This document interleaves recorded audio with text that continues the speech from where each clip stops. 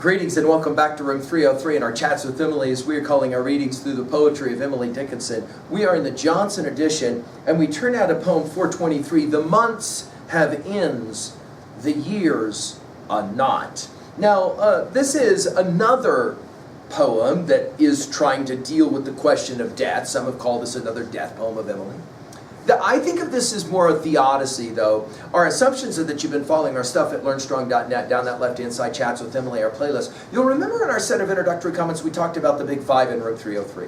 What does the text say about epistemology? What you can know. Ontology, who you are. Psychology, the study of the individual mind. Sociology, the study of the collective or the group mind. And then finally, the last of our big five is the question of theodicy. Why must there be pain and suffering in the world? And to what degree is it of any value whatsoever? And, of course, death is going to play right into this idea. Now, of course, the Buddha will have said in his moment of enlightenment that what? Life is dukkha. Life is suffering. And, Emily, we're back to it again in this study. I'm hopeful that you've also read through the previous 422 poems with us. We just finished with 422. More Life Went Out. And if you have done that, then you'll recognize in this poem echoes from earlier poems that we'll study. Emily seems in this way to somehow belittle a little bit of life and almost welcome death as a relief. It's almost the opposite to what we saw in our study of poem 418. The months have ends, the years are not. No power can untie. To stretch a little further, a skein of misery. The earth lays back these tired lives in her mysterious drawers, too tenderly that any doubt an ultimate repose. The manner of the children who, weary of the day themselves, the noisy plaything they cannot put away. Now notice, the months have ends, but the years, it's an interesting notion. It's like time for you guys as students seems to go really, really slow until all of a sudden you're at the end of your senior year and then you go, whoa, that all happened really quickly. Why? Because the years are like a knot that we have no power to untie. We cannot go back. All we can do is, of course, live with what we have now and then hopeful for a few more days. To stretch, and then this is our word picture, which will take us back to poem 257, a skein of misery. You'll remember misery when we hit poem 376. That one went like this, you'll remember. Of course I prayed, and did God care? He cared as much as on the air a bird had stamped her foot and cried, give me my reason, life I have not had but for yourself. 'Twere better charity to leave me in the Adam's tomb, merry and naught and gay and numb, than this smart misery. So here notice it's a skein of misery. There it was smart misery. You'll remember also misery from 293, and she uses this word in 10 poems.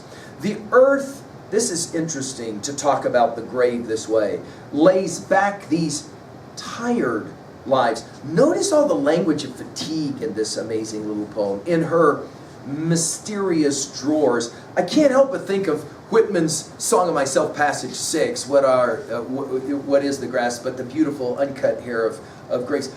We've given full lectures for all of the poems of Whitman's Leaves of Grass in our Talks with Walt series at learnstrong.net.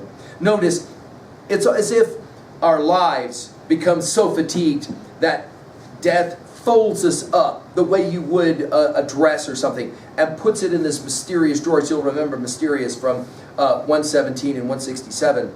Too tenderly that any doubt an ultimate repose. Remember ultimate from 407. We'll see it again in 633 and 1184, in 1274 and in 1450. And then repose is a word she loves to use. 109 we saw it, 27, 29, 93, 110, 152.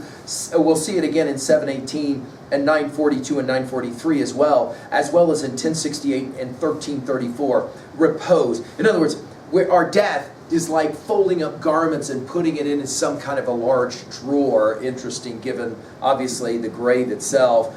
And then she'll say it, the manner of the children who, weary of the day themselves, the noisy plaything they cannot put away. In other words, we're like children with our noisy plaything, and yet in the end, we're so tired, we're so weary that we're done with it. Again, there seems to be a belittling of life that we do not see when we read poem 418.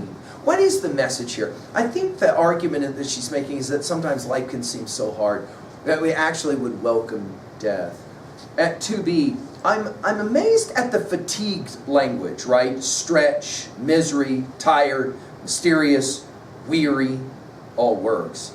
I think of Auden's classic UCDBRs about suffering. They were never wrong, the old masters. We've given full lecture on it at learnstrong.net. We mentioned as well that the Buddha himself said that life is suffering, dukkha.